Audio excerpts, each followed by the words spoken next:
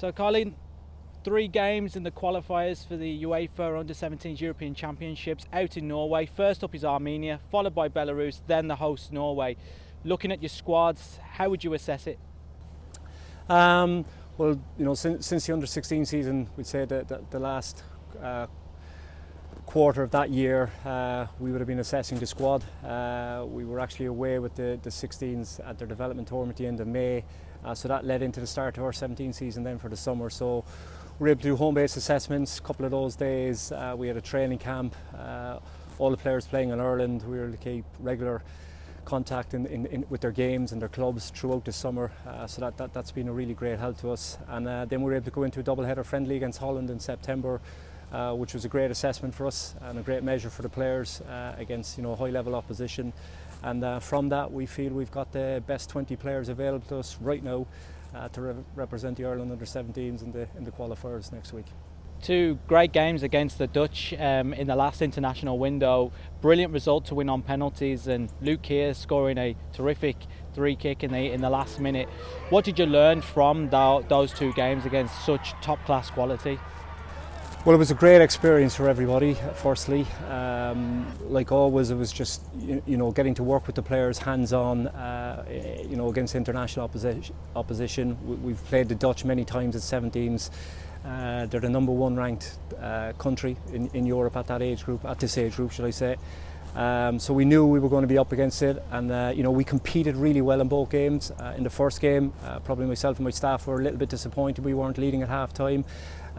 We conceded, we came back, the players showed great resilience, but showed, you know, good quality to go and attack the game, to try and get something from it, and they did. You know, Luke Keir popped up with a really well executed free kick in injury time, but we thoroughly deserved it.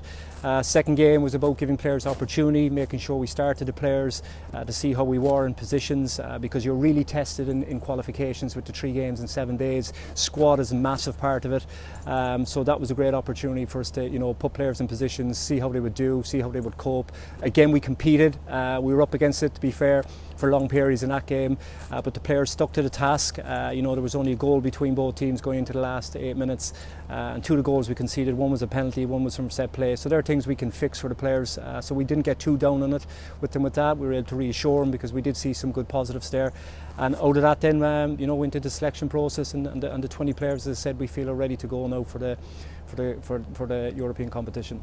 You mentioned tests there. What tests can Armenia, Belarus and Norway provide for your teams? What kind of opposition are you expecting? Well, they'll all, you know, there'll be 3 different tests. The main focus now is just ourselves, making sure we're prepared, and obviously for the first game against Armenia, it's always important we respect the game. The first game in any tournament, you know, you have to be prepped. It's a game of attitude, a lot of it, so the players will have to make sure that they're spot on with that. You can't take any nation for granted, and it's always good to get off to, you know, a good start in your opening game. It can set you up for the other 2 games. So look, Armenia, they'll be like ourselves. They'll no doubt they'll be prepared. They'll want to get something from the game, and the big change out for the players' mindset is that this is competition now. So 2 nations go forward, 2 nations get knocked out. So there's a change in mindset, and we have to be competitive from the word go.